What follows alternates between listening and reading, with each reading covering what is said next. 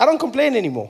I genuinely don't. Because I've learned you complain everywhere in the world. Like when you travel, you realize how many people complain everywhere in the world. South Africa seems like we're crashing until you go to other places and they seem like they're crashing. I went to the UK. You think the UK is having a fantastic time. South Africans are like, oh, that's my dream. That's my dream. That's my dream if I can just go to the UK. Oh, the UK. Oh, wonderful place. Oh, I just need to go there. The motherland. Oh, just to touch the ground of my home. Oh, so it's not that great.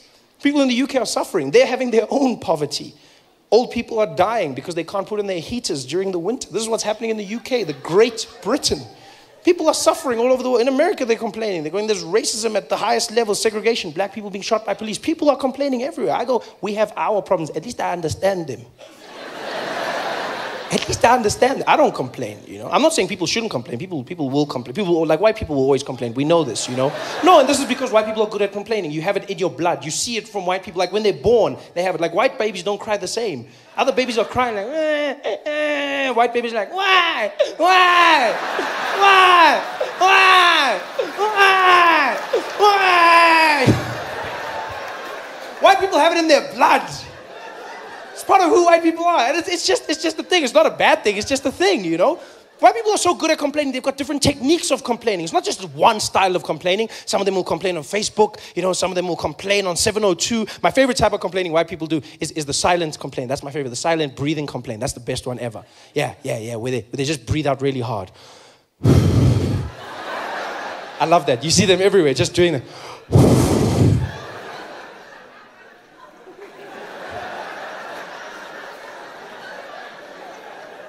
The best is it almost multiplies by more than what it is when two of them see each other. That's it, like it becomes a powerful thing.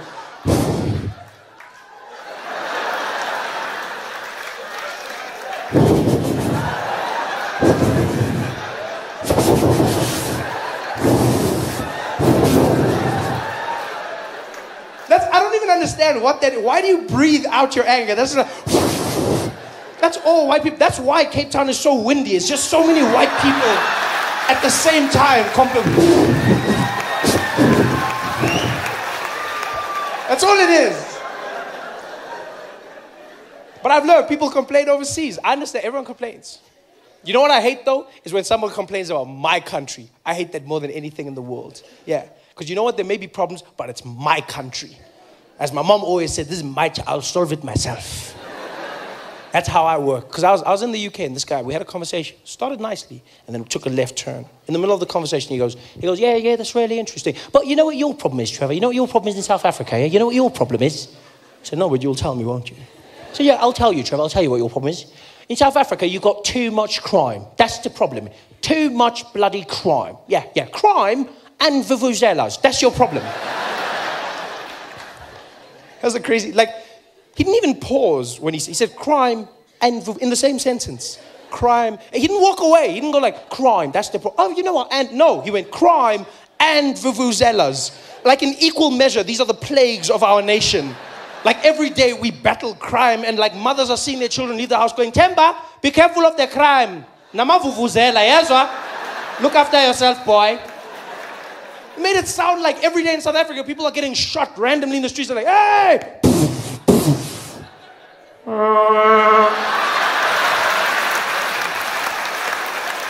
Crime and really? And vuvuzelas? When the hell did the vuvuzela become the most hated instrument in the world? I don't understand how this happened. I don't understand how we allowed this to happen as South Africans. We just bowed down to the world. They're like, oh, the vuvuzela horrible. We're like, we're sorry. So no, I will not. I stand up for my vuvuzela. You know why? We don't have a vuvuzela problem. We never had a vuvuzela problem. Because before 2010, there was no vuvuzela problem. After 2010, we haven't had a vuvuzela problem since, yeah. During the World Cup, we didn't have a vuvuzela problem. We had a foreigners blowing vuvuzela problem. That's what we had.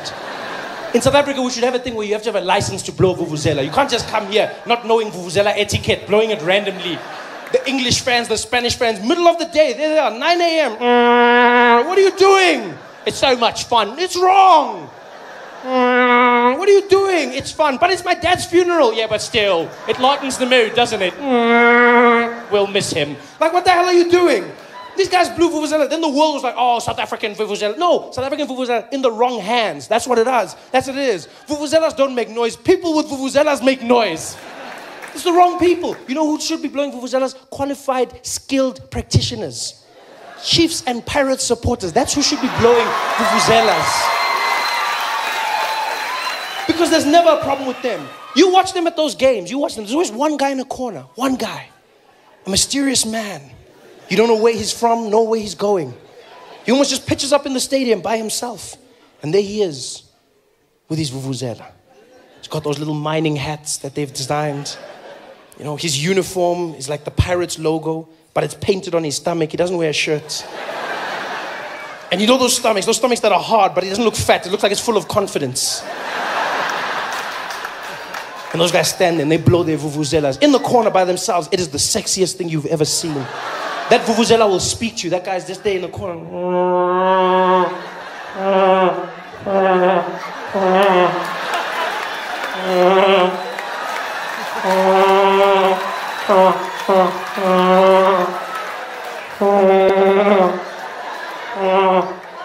It is so sexy. You watch that guy standing there looking like a Zulu Kenny G. He's just, oh. How are you going to hate on the vuvuzela? That's the best instrument in the vuvuzela is us. That's the sound of Africa. That's, you know, that's what I picture out on the Serengeti. On one of those like National Geographic shows. David Attenborough commentating. And as you look out, far into the distance of the African bushveld, you can vaguely make out the silhouette of the South African vuvuzela.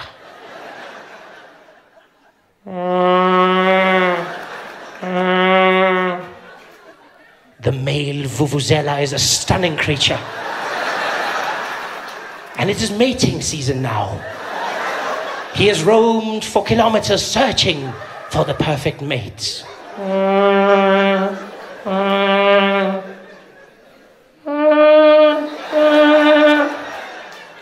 He has found her. The two vuvuzelas slowly begin the mating ritual.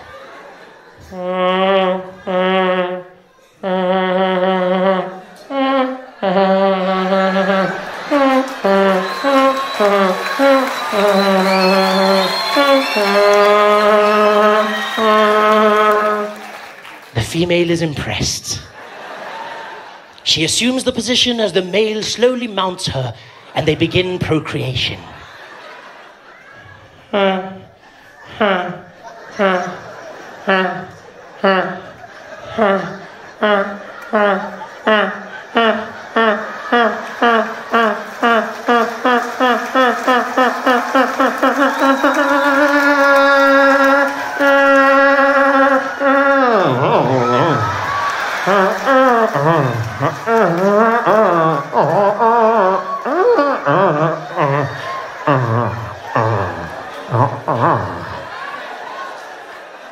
The male is finished. He slowly moves away from the female. She seeks out for his approval and affection.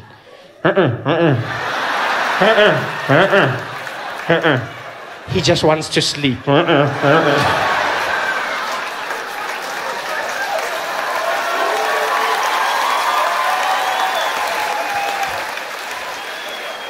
are you gonna hate on the vuvuzela? I love that.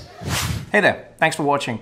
Now, all I need you to do is click on that little circle on your screen. Yeah, that one. Oh, yeah, just like that. Hold on. Yeah, click. Nice. Jacob Zuma was supposed to be the craziest president South Africa ever had. It was the only reason I voted for him. It was just madness. And look at him, he's come in and he wears a tie and a suit. He stopped singing. He's got a cabinet that looks like they know what they're doing. He's going to fight corruption, and he even fired Manto Shabalala Msimang. I was expecting a madman, a crazy guy, someone who was just going to throw the country away. And look who I got, someone who's actually doing their job. I can't believe it. Once again, the ANC has failed to deliver.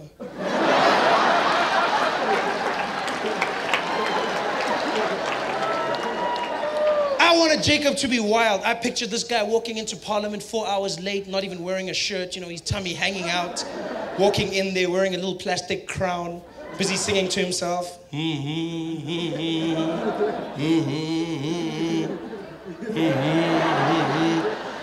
Helen Ziller and the other guys in Parliament losing it. Jacob, you're late. You can't just come here. You can't come 4 hours late. Hey, shut up, shut up. Hey, shut up. Hey, late for who? Late for who? Late for who? It's my time now. Hey, shut up, when. Yeah. Thought he was going to be crazy, you know? Helen and them fighting with him. No, Jacob, you can't just run this place the way you want. Jacob getting angry, whipping his penis out, hitting on the forehead. Pa! No, because I mean, it's not so. It's not so. It just makes that sound, like that. It's not. And I mean, like, what are you going to do if someone does that to you? Like, what are you going to go to the police? Like, what do you do? What do you tell them? I mean, is it assault or is it sexual harassment? How does it work? You never know. I mean, what do you even say at the police station? Can you imagine walking in there and them asking you that question? You'd be there, and then? Who hit you? Who? With what? On your head.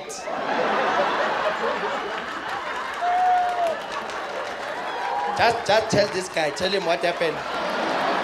Tell him. I'm not laughing, Hey? Yeah. Either you are very short or he's very gifted, eh? Do you guys have any questions or anything? You do? What took me so long to get to Baltimore? The traffic. No, I'm joking. Because the show was postponed. Yeah, so we had some knock-on postponements because I think one was COVID. Was it what? Was it Chris Rock? I like you. What's happening? Like, bring me into your world. Wait. Tell me more. The week I was supposed to perform in March.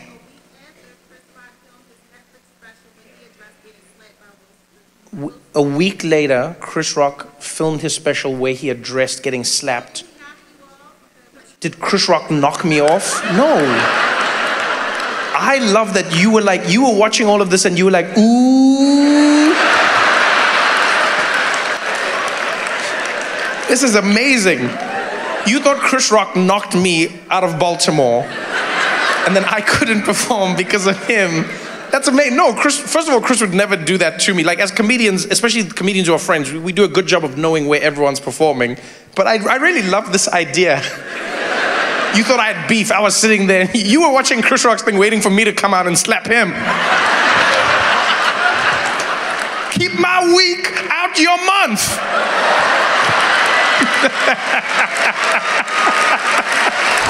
So you from here, and I'm assuming you as well. Who drove in? It's amazing to hear the difference in pitch. When I said, who's from Baltimore, I was like, woo. And then who drove in, you're like, woo. We get to leave. You had a very different tone and pitch. No, I've had a good time. The aquarium was fun, Yeah. The aquarium's beautiful. Took like a walk. There's a lot of history out here as well. Like everywhere you go, you're like, damn, that happened here? That person's from here? This thing, you're like, wow. It's pretty impressive, A lot of it historical, but still, No, it is pretty impressive. First black governor? Congratulations. Wait, are you the first black governor or you? No, I don't know. You could have just been telling me that, I'm first black governor. I don't know.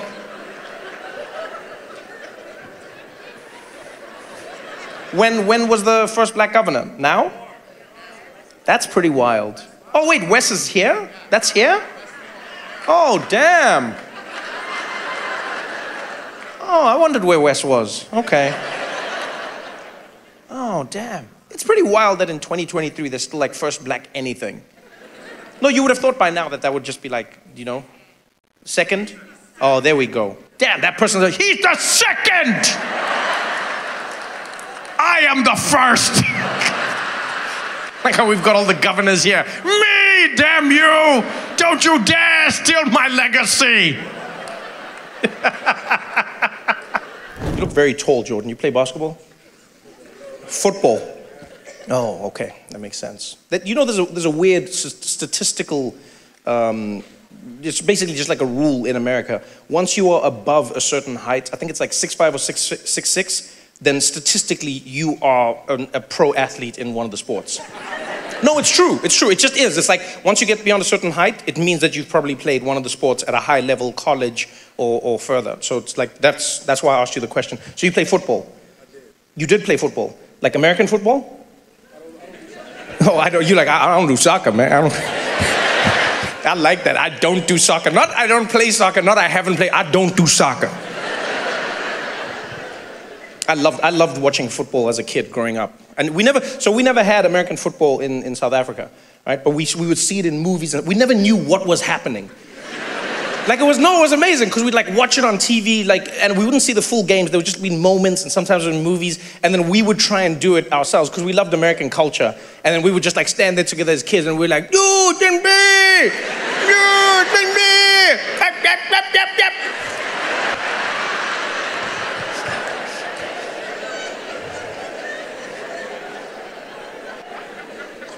I love that. I love that you played football and you're like I don't do soccer. So what position did you play in football?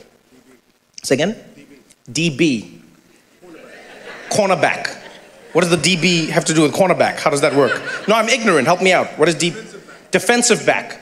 Okay, so, and this is a stupid question, I know. So you're playing on defense. Okay, so wait, help me, because I know, I'm familiar with all the people, I just don't know like the actual like designate. So were you the guy who's like doing this while the other guy's trying to catch the ball? Yes? That, I love your position. You're like a professional hater, that's what you are. I always think everyone in life has that person where you're like trying to do something in your life, you're like, I can do it, and someone else is like, no, you're not gonna make it, no.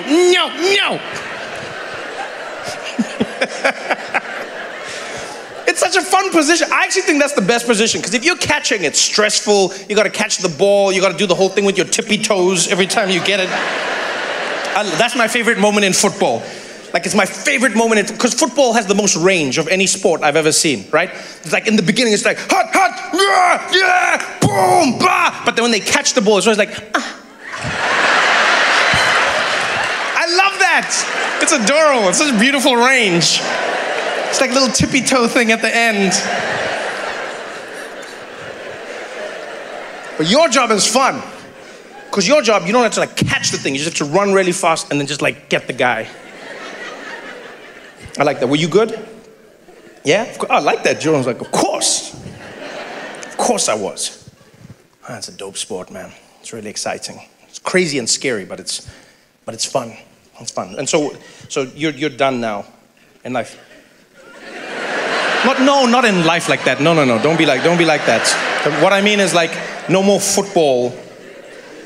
No more. Okay. So I see you here with a lovely lady. Who is this, Jordan? Michelle? I like how you're not like, you don't give her a designation. No, and not in a bad way. Not in a bad way. Watch out for your phone. I like that. I'm like, who is this? And you're like, Michelle? Most people would say, this is my girlfriend, this is my wife. You're like, no, this is Michelle. And I'm Jordan. Your girlfriend. Okay, I wasn't trying to pressure you at all. I wasn't trying to pressure you. How are you, Michelle? You doing well? How did you two meet? Hinge? Oh, look at you. Oh, congratulations. That's a beautiful matchup. What did you like about his profile, Michelle? Say again? His height? Wow. You know what I love? I love how like women can just like say something like that and just carry on with their day. Because like, let's be honest, if like I asked Jordan, if it's like, what do you like? And he was like, her boobs. People would be like, no, hey, boo. Come on, man. Say something else. And you were like, he was tall. I'm picturing you before that moment, Michelle. You were just spending the day in the house, walking around. A few things you wanted hung up. You got on Hinge, and you're like, yep, that's him. That's him. You had flashbacks to your future. All those items in the supermarket you could never buy before.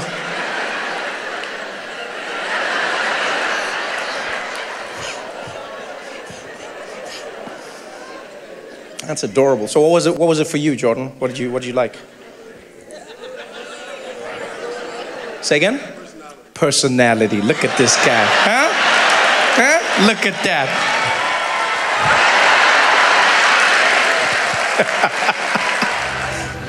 I turn on the TV and then I see Walter Scott, a 50-something-year-old man running away from a policeman, getting shot in the back, running away from the policeman.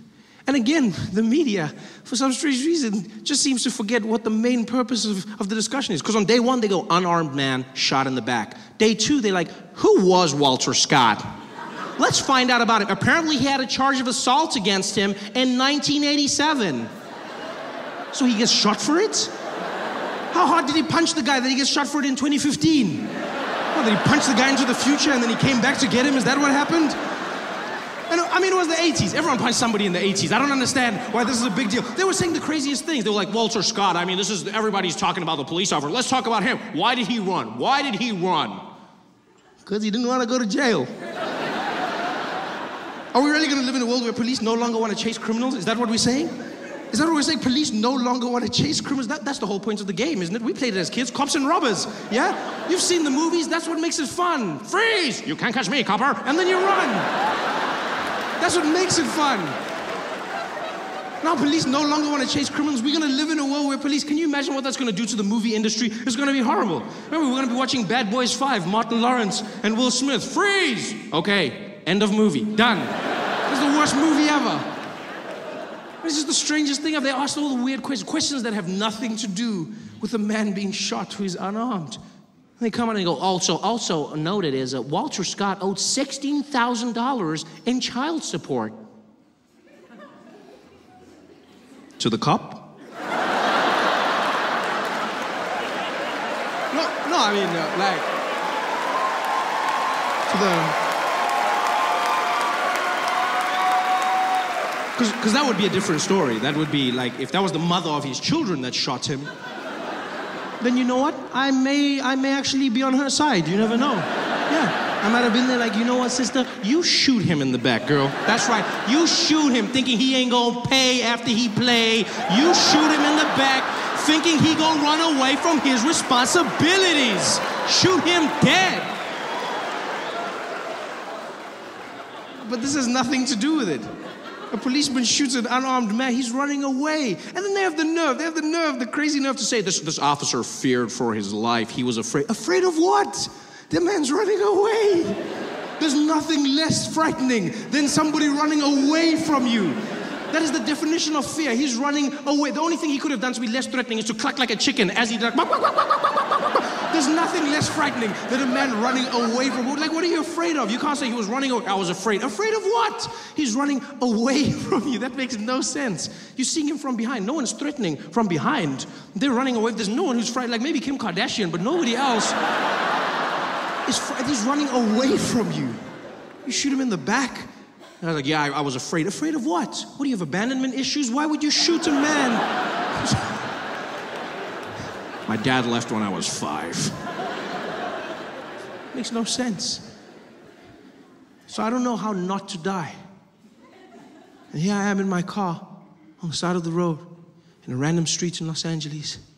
And the whole time I'm just like, I don't want to die. I don't want to die. I don't want to die. And the policeman, he gets out of his car and he starts walking towards me. And his hand is by his side and it's doing this. And I've watched Westerns. I know what this means. This is never good. This never turns into friendship.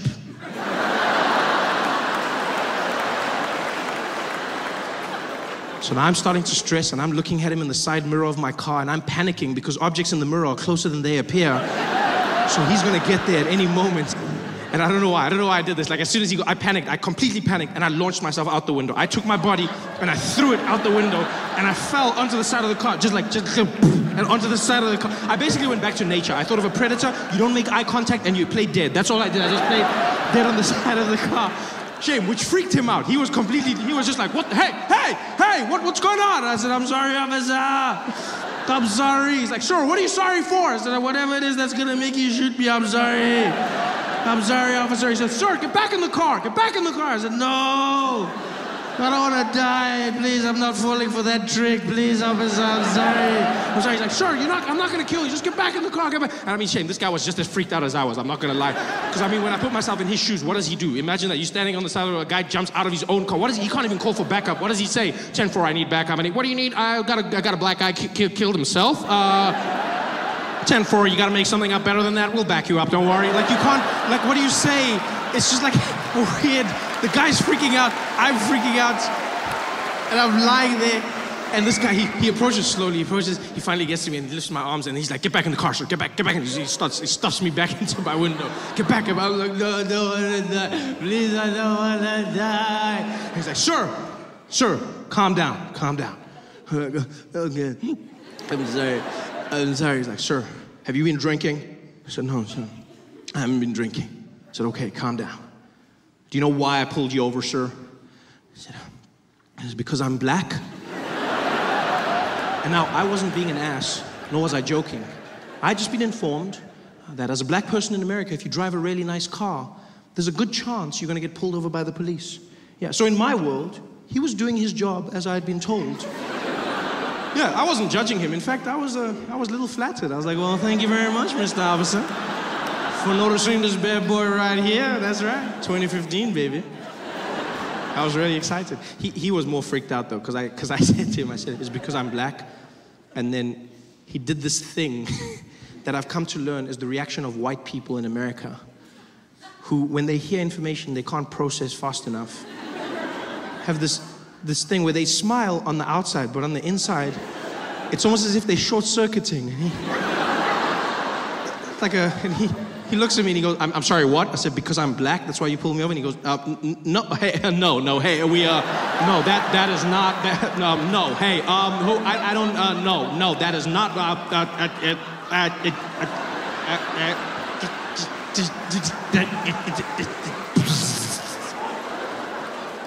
I felt so bad for him.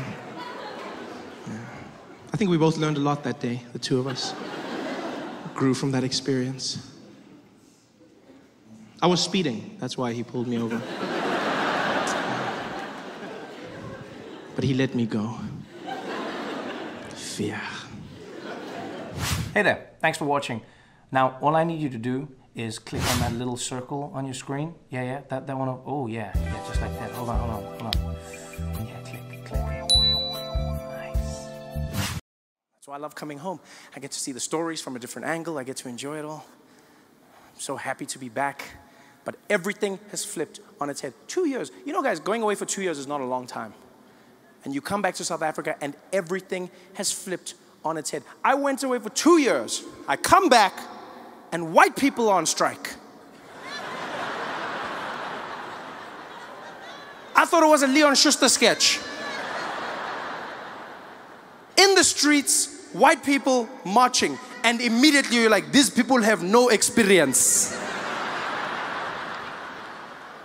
No experience whatsoever. And white people, I'm not trying to minimize your pain in any way, but I'm just gonna say, when watching it on the news, it doesn't have the same gravity of the march of black people and colored people and Indian people in South Africa. Because when people of color in South Africa march, you can see they want service delivery. When white people march, it looks like you're fighting for vitality points.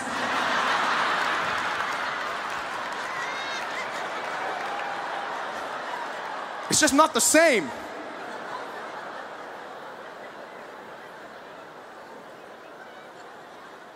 And then I saw white people got offended because they said, we're going to launch a march.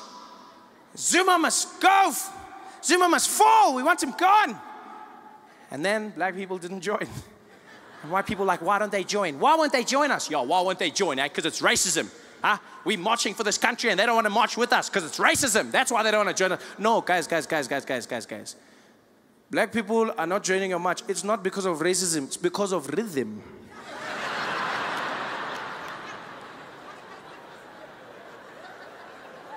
I saw white people protesting and I was like, even if I was on your side, I cannot participate in that.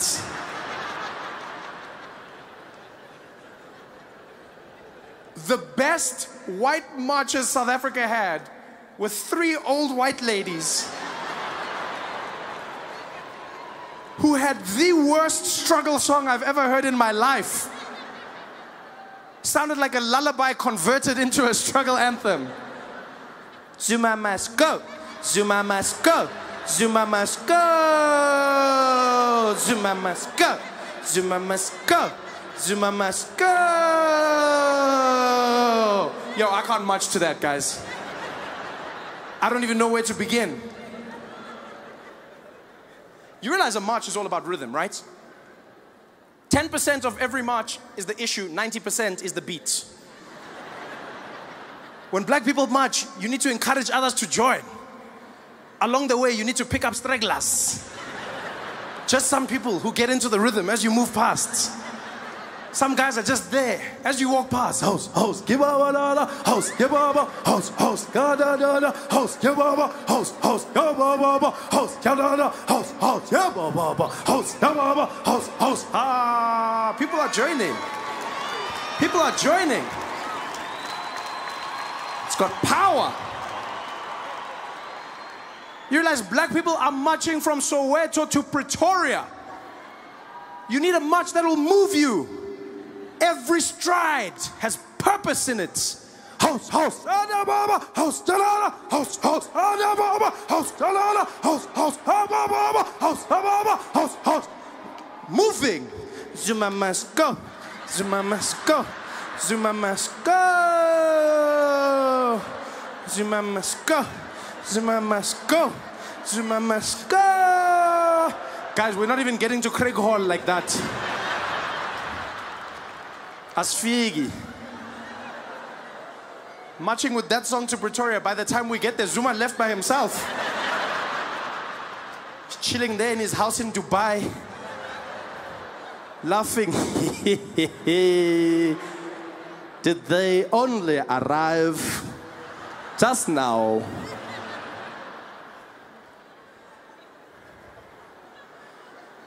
I was watching white people going, but why? Why are you marching? What are you guys doing? Yeah, now you want to do the hard work. Just pay someone like usual. This is when you should be paying. Just get a professional, a specialist. Just be there. Johannes, I have a lot of gripes with this country, and I've noticed that you have impeccable rhythm, and so I'd like to hire your services. I've got you. What's your feeling? I just want them to know that Zuma must go. Okay, got it. Go, go. Zuma. Ho, Yahama, ho, ho. That's what I wanted to do. Hire a specialist, people. Get it done.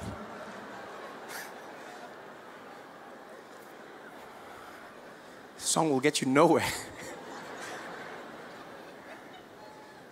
It's a frustrating time, though, man. The Guptas came and shook South Africa up, turned things upside down, made us question who we are as a people. I've been away for 2 years. I came back, and I'll tell you now, the racial tension is palpable. You can feel it. You can feel it. All of a sudden, everyone looking at each other in a different light. You're like, damn, McKinsey did a good job. Because don't get me wrong, South Africa wasn't perfect, but it wasn't like this.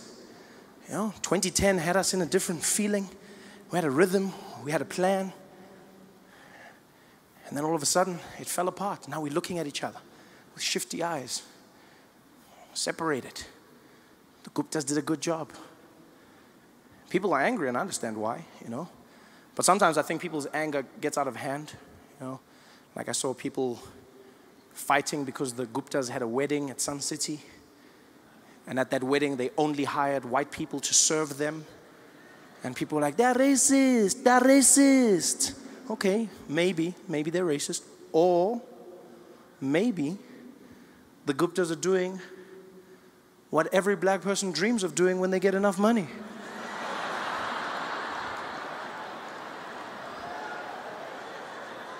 And that is hiring white people to work for you. Which black man in this audience can't say he doesn't remember the first time he went to a restaurant and he was sitting there and some white guy came up to the table. Good afternoon, gentlemen. Can I help you with anything? Oh, yeah, we're just waiting for the waiter. You can send him over. No, gents, my name's Johnny. I'm going to be serving you guys today. Oh, you're the waiter. You're the guy serving us. That's correct, Alex. Oh, wow, look at that. Well, in that case, Johnny, let's start with the specials menu, please. Just rattle it off, rattle it off. All right, guys, we've got a carpaccio on the menu, really fantastic. We've also got a seafood salad that's really impeccable. On the dessert side, the chef is doing something different with the crème brûlée. And then our special lionfish of the day is going to be a hake, lightly grilled. Okay, thank you very much. Just give us a moment to chat about it and we'll see. See you in a bit, Johnny.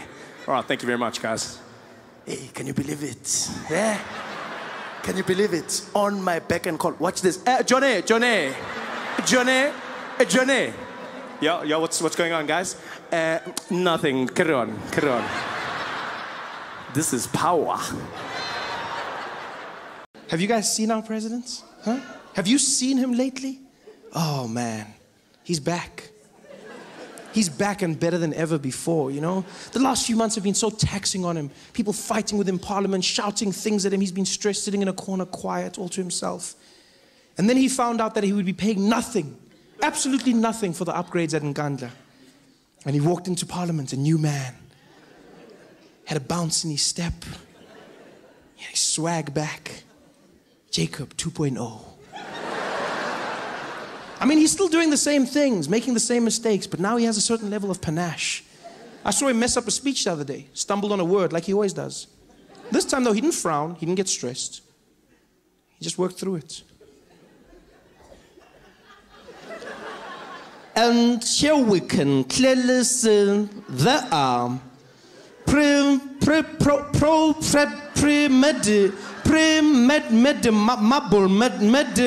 red marble.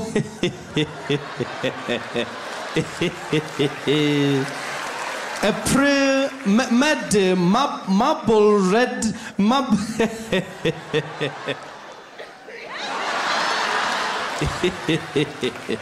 A premeditated.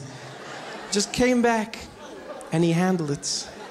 I love how he just stepped away and did the cutest little, I don't even know what he was doing there. He just does like a little, almost like he's just moving his brain to the other side of his head.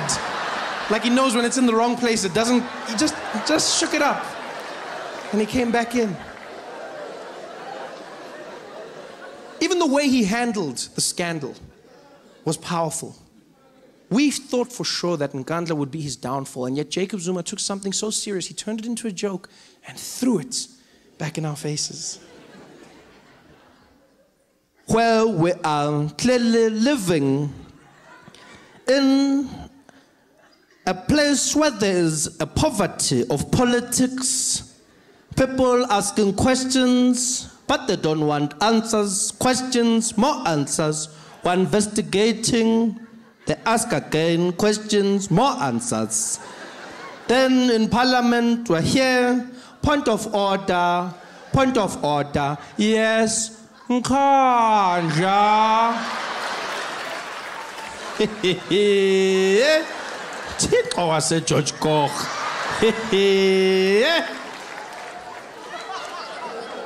Who's this guy? Huh? He's just shrugging it off, evading, maneuvering. Never mind the Nkandla joke. I love the fact that he rolled his eyes. That blew my mind. I've never seen Jacob Zuma do that. He looked over and he was like, oh. When did Jacob Zuma start rolling his eyes? That's not something he does. Jacob Zuma doesn't roll his eyes, guys. Yeah. In fact, presidents don't roll their eyes. It's not a very presidential thing to do in Parliament, to roll your eyes at the opposition. Even the most defiant rulers in the world don't roll their eyes. When the UN is telling the leader of North Korea to stop making nuclear weapons, you don't see Kim Jong-un going, oh, whatever. You don't roll your eyes. But Jacob Zuma did, and he did it in style. I want to know where he learned it, how he learned it. Has he been doing this for a while? Yeah, because rolling your eyes is part of an attitude. You don't just roll your eyes. If you roll your eyes, you got that sass, you bitchy, you know? Is he doing more than that? Now I see Jacob in a totally different light. Now I'm picturing him hanging out with the rest of the ANC comrades, chatting about these problems. President, they want to know where's the money, Mr. President. Where did the money go? And he's like, I'm in relic, guys. Over and over, they keep asking me. I mean, literally, I'm dying now. Like, can't they get over it? Like that music guy, get a life already.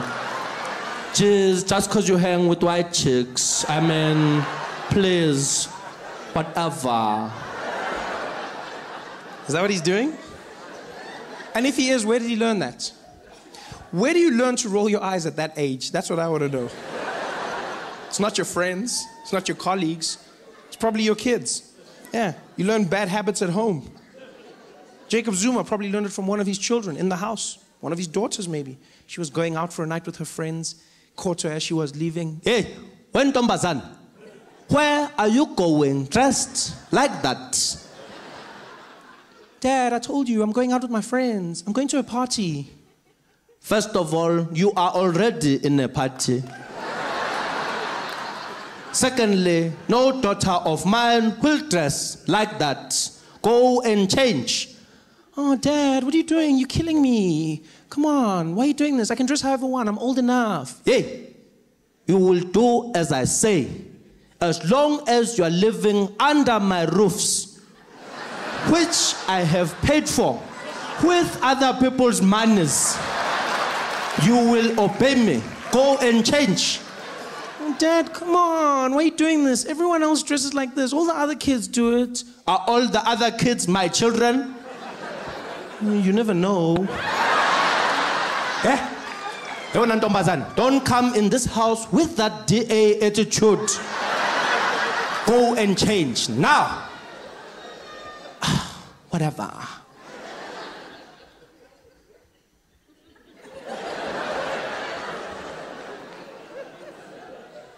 What was that?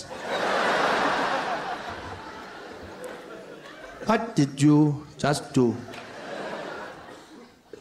I didn't do anything, Daddy. Don't lie to me. I saw it. You did something with your eyes. It looked like the Undertaker. But they came back. What was that? I just rolled my eyes, Dad. Girl, it made me feel so insignificant.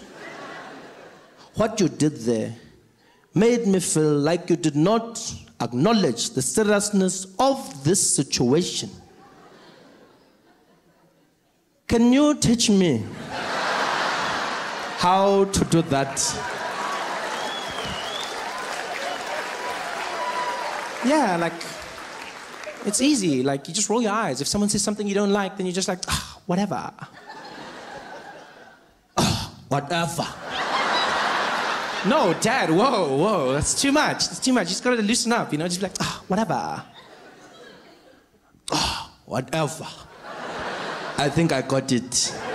No, you don't have it, Dad. You're rolling your head. You're supposed to roll your eyes. And my eyes are where? Exactly. And he was off. Ready to roll, baby. Hey guys, thanks for watching. Make sure to subscribe to my channel so you can win cool prizes. And by prizes, I mean surprise. There's no prizes. It's a free YouTube video, you greedy. Just click the video, man. Why you want free things on free things? You guys love your sports out here. I've never seen more focus put on sports anywhere else in the world. Americans love their sports back to front. You analyze them, you worship them, you watch the game before the game, you watch the game after the game. You talk about what might happen in the game, you talk about what's happening in the game, and then you talk about what happened in the game and what could have and might have but didn't happen in the game. It's just the craziest thing I've seen in my life. It's all about statistics. Have you seen sports in America? Non-stop. Guys just come out there. There's no time for smiles or anything. Just come out. And ladies and gentlemen, welcome to it. It's the 2012 Miami Heat up against the OKC. This is the greatest final we've been waiting for in the NBA Finals. LeBron James leading his team out here, averaging 30 points, a double-double every every single game. 10 points per game just in assists alone. This man is just something else. 90% from the free throw line. He's just gone in. He's statistically gotten better. His team coming in with more. Chris Bosh coming in with more assists. Really doing well in the last game. Just like, wow, wow. Numbers, stats. You guys know everything, every stat. Well, I mean, he's got 4 out of 5, and I mean, if you look at that statistic alone, it looks like he should be getting forward. He should be, and then it's just crazy. You know everything, and then you switch over to like your business channels and your economy, and you're like, what's happening in the economy this year, Bob? Well, nobody knows. I mean, nobody knows. Yeah. We thought the housing market was coming up, but it wasn't. But hey, I mean, that's the economy. You never know, right?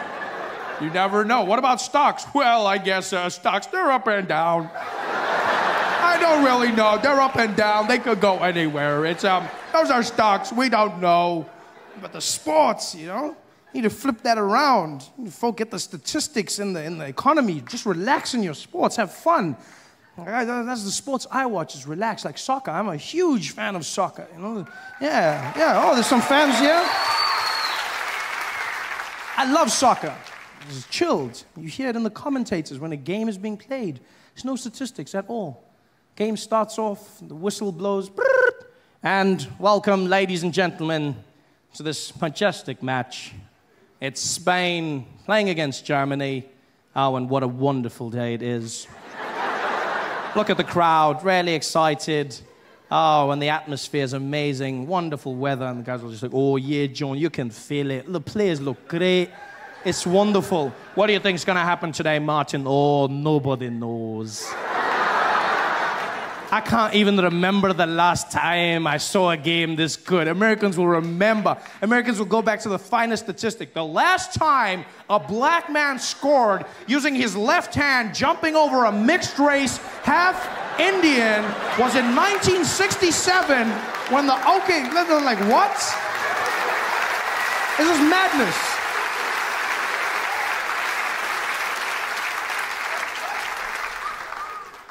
It's all about action in the sports as well, you know? As much action as possible. That's all about action in America. You guys are so action-focused, you will take the ball away from the other team if they do not give you enough action. I've never seen that in my life.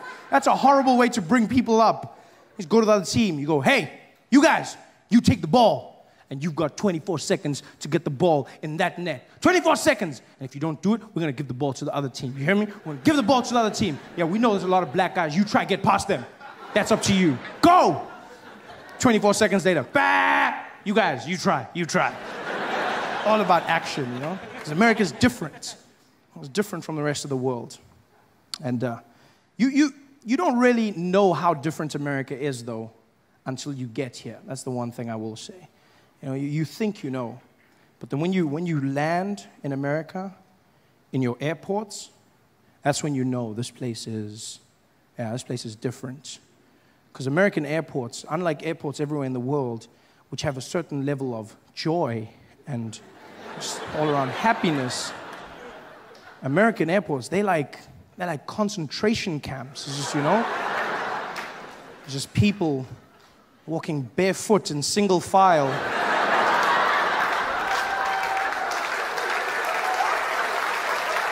Oh, it's no joke. There's even signs that say, no jokes. You're like, really? It's just insane. You walk through those airports, and you have to do things in American airports you don't do anywhere else in the world, you know? Like you have to take your shoes off. Your shoes come off, and you don't know this as a foreigner, but they don't care. They're like, yo, take your shoes off. I'm like, my what? Your shoes, take them off. Like, why? For safety, sir. Like, I'm keeping them on for your safety, my friend. You don't do this anywhere. I remember flying into Dubai one year, and as we get into the airport, this woman, an American woman, started taking off her shoes and those guys. I mean, you must understand, when you're in the Middle East as a woman, you're already a sin. And now to be taking your clothes off in public, these guys lost their mind. They were just like, Khalere, what are you doing? What are you doing? Yo, what are you doing? She's like, I'm taking my clothes off. They're like, no, what are you doing? She's like, I'm taking them off. Why are you taking your clothes off? She's like, so the machine works. She's like, no, this is a machine, not your husband. You don't need to get naked. Put their clothes on and walk through, you whore! You don't do it anywhere else. But then you come out here, you have to take off your shoes and you have to take your jacket off to walk through the metal detector. And they are mean about it. They will shout to you. They're like, you, take it off, take it off. And you don't know what to take off. You don't take it off anywhere else, so you don't know what to take off.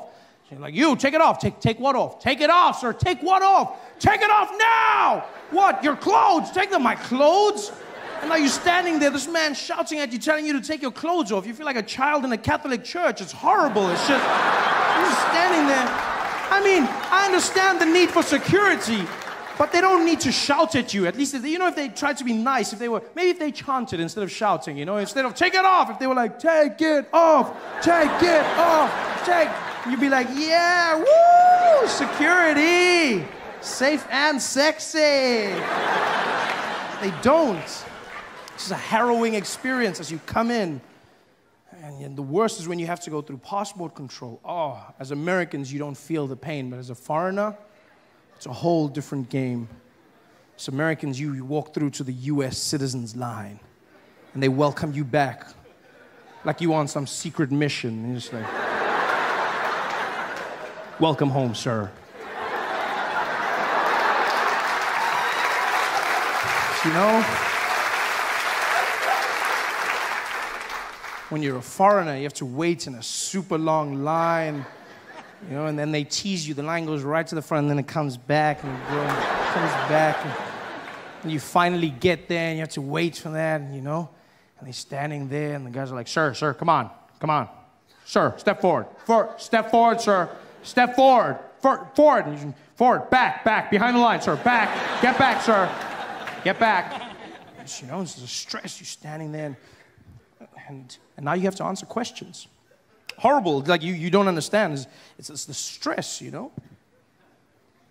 Standing there and you don't want to get any of the questions wrong, because just like school, they'll send you back.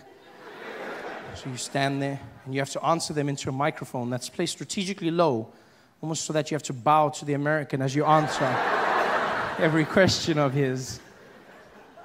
I ask you these questions you feel like you know the answers to, but when you're there, I just handed the man my passport, to which he replied, "Is this you?"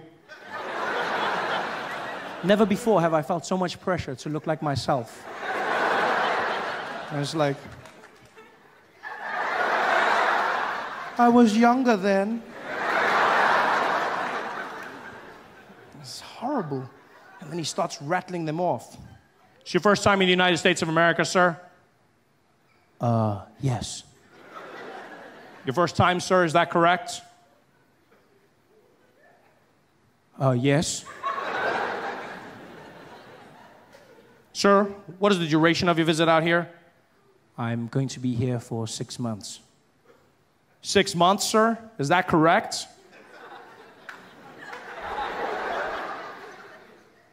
Yes.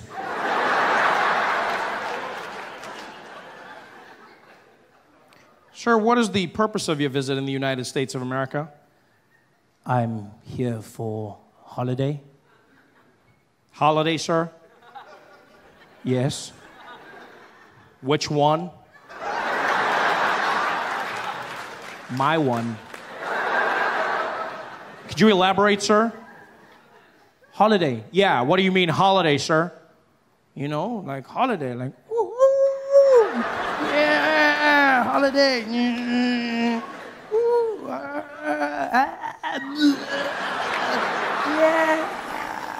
Holiday. You mean vacation, sir? Battery. Yes, of course. Hey there, thanks for watching. Now, all I need you to do is click on that little circle on your screen. Yeah, that one. Oh, yeah, just like that. Hold on. Yeah, click. Nice. Bodyguards? Yeah, fine. Minister of Finance, it's our money. Bodyguards. Yeah. But there's some ministers where we're just wasting money now. Huh? Minister of Agriculture. Why are you even in a hurry? No, you've got the slowest portfolio. Where are you going? Nothing happens in agriculture in a hurry. Nothing. There's no drought starting at 4. Why are you in a hurry? Yeah? And why do you have bodyguards? Who's trying to kill you? The cabbage mafia? Yeah? No, guys. Just sit in the traffic and shut up. Stop wasting our money. Give Nelson Mandela that motorcade. That's what he needs. Stuck for 4 hours, people. You know how terrifying that must have been for the ambulance driver? He knows who's in the back. You wouldn't want Nelson Mandela dying on your watch. He's there panicking hour after hour, nobody coming to help. Finally tried to do something himself. I'm sure he just got up there. He was like, Tata, Tata, Tata. Mandela's there like, Saint Peter, is that you? Says, no, Tata, it's me. It's Piwe. Oh, that's BEE in heaven. Okay? No, Tata, no. We're still here. We're in the ambulance, Tata. The ambulance is stuck. Damn it. So are they sending another one? Hey, that's the thing, Tata. We've been here for hours. Nothing has happened, eh? So I was thinking maybe we should hitchhike. Man, you are killing me, man. Tata, what can we do? Okay. Help me up. They get up. There they are on the side of the highway. Nelson Mandela and Spiwe trying to get a lift from people. Spiwe's on one side panicking. Mandela's on the other side hitchhiking. Nobody's stopping. Spiwe's there. Tata, they're not stopping. They'll never stop for black people. Like, yeah, and those are the black people. Because we don't stop anymore. I wouldn't stop. I don't know about you, but I wouldn't stop. I'd see Nelson Mandela, but I wouldn't stop. No, because for the life of me, I would not begin to believe that the man standing on the side of the road hitchhiking is Nelson Mandela. I'd see him. I'd be driving past. I'd be like, hey, that guy looks like Nelson Mandela. Look, guys, look, that guy looks exactly like Nelson Mandela. Yo, it looks like him, man. Looks like, but I wouldn't stop. Yeah.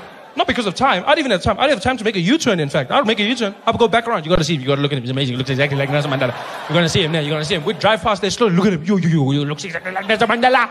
And that guy's even got the face, he's got the hair, he's even got the shirt like Nelson Mandela. I wouldn't stop. I'd even go home and fetch family before I stop. I'd be there, Mom, come, get in. Isaac, come. Are we going to get a PlayStation? No PlayStation for you. Shut up. Get in the car. We're going to fetch Nelson Mandela. Bloody hell, we'd be driving around there. I'd be like, everyone, you must look at me. You must slow down. I'm going to slow down. We're going to look at it. We'd slow right down, roll down the windows. Hello? I'd be like, please, he even sounds like Nelson Mandela! But I wouldn't stop. Nobody stops. Culture of distrust. Back in the day, people used to hitchhike in South Africa. Yeah. I remember people used to hitchhike from Durban to Johannesburg. They'd be there on the side of the road. Yeah, people picking them up. Now, nobody. Nobody stops for anybody. Even Metro Police, you're like, hey! Nobody stops. I bet even babies couldn't hitch a ride. Be on the side of the road in their diapers then. No one stops. Be like, hey, you don't stop for them. You never, ever stop for them. Yeah, you think it's a baby, hey? You think it's a baby. Yeah, they look like babies. And then you stop and then like a man pops out, hey? Yeah, happened to my friend Gladys, hey? You don't take chances. We've become a culture of distrusting angry people. That's who we are. Everyone's angry. The newspapers say that. He's famous, so now people treat you like you're famous. They start saying weird things to you. Strangest things people would say to me. Trevor, well done on everything, eh? Congrats. But, even though you're going to America, don't forget us, all right? Don't you forget us. I don't even know who you are. People would say the weirdest things to me. You know what the number one thing people have said to me? Number one thing? It's not good luck. It's, hey, Trevor, good luck over there, but whatever you do, don't forget your accent, all right? Yeah, please, don't pull a Charlize on us, okay? You keep your accent, man. Make us proud. Everyone said that. Trevor, brah. Hey, Trevor Noah. Hey, Masakan. Hey, man, you're making us proud, no? Yeah, man, you're doing big things for us, but brother, can I ask you a favor, no? Don't lose your accent, no? Don't lose your accent. Yeah, when you come back from the States, you mustn't come back talking funny, okay? Please, brother. If you lose your accent, don't come back. You just threaten me? What does that mean, if you lose your accent? How do you lose your accent? People make it sound like you're going to be walking down the street and then just out of the blue, you'll be like, huh? My accent! I lost my accent! What the hell is my... Oh. Well, hello? No, that's not my accent! That's my accent! How are you going to lose your accent? I was stressed now. Because I don't want South Africans to think I'm not South African. I don't want them to think I've forgotten something. This is my home. Now I'm stressed coming home. I'm in the plane, flying back to Johannesburg, and the whole time I'm just thinking, don't lose your accent, Trevor. Don't lose your accent. Don't lose your accent. Don't accent. Is that how I say accent? Accent.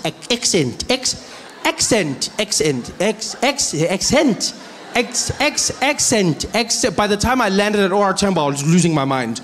I walked in arrivals, the woman was there at customs. Welcome back to South Africa, sir. I was like, yes, I'm back. Same old Trevor. Nothing changed. Going crazy. Because I love accents. I really do. I love accents. I like learning languages, and so obviously accents are a byproduct of that. I've learned over time that even if you can't learn a language, an accent is a great way to communicate with somebody in your own language whilst trying to bridge the gap. You learn somebody's accent, you communicate more effectively. The thing is, though, you have to learn the accent in the right way. If you're going to speak to someone in their accent and you do it in the wrong way, you might come across as racist. You've got to be very careful about this. White people in South Africa often fall into this trap. Yeah. It happens at petrol stations quite a bit. See people driving in with their friends, talking normally, sitting in the car. So, I mean, if we get all the numbers together, marketing should be behind this. It should be a breezer, HR's stepped up, and it's going to be a great year end. Look, we try and make sure that sorry, hold on. Hello, Baba! Hey, sharp man. Please put Lapo full tanky, 95, unleaded, yeah. Also check our tires, Pressure, pumpy, not too much, 2.2, okay. Yeah, good jobby. Yeah, sharp, donkey boss. Don't do that. He's a grown man. He's been pouring petrol his entire life. He knows what you need. Just talk to him like a normal human being. That's the thing people don't understand. Speak to him like a normal human being.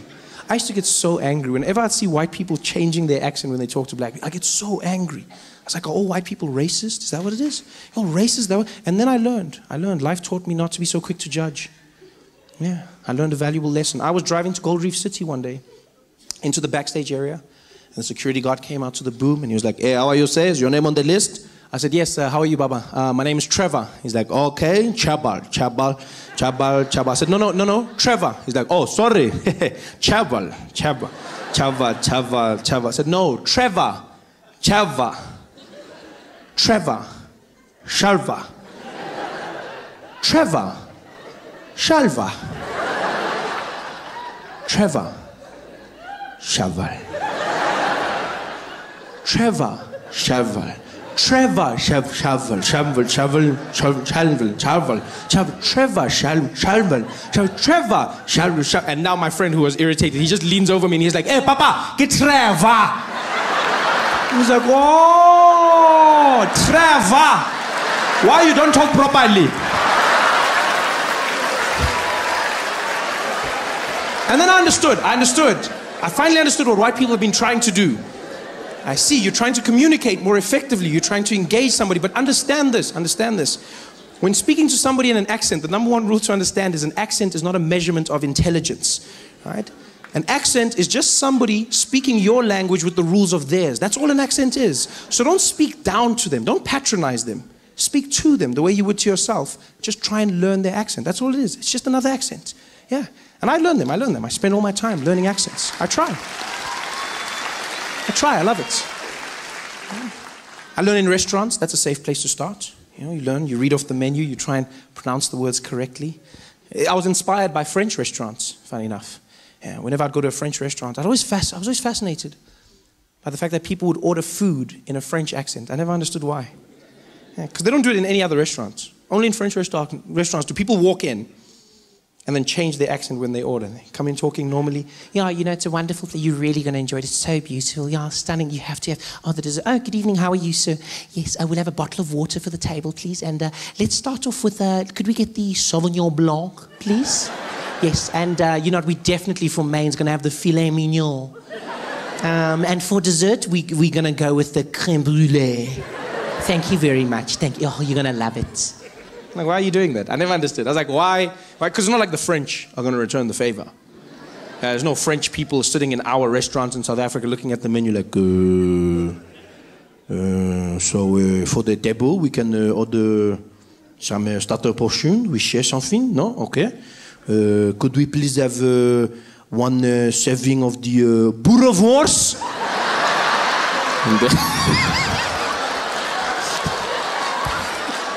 That's not gonna happen. Hey guys, thanks for watching. Make sure to subscribe to my channel so you can win cool prizes. And by prizes, I mean surprise. There's no prizes. It's a free YouTube video, you greedy. Just click the video, man. Why you want free things on free things?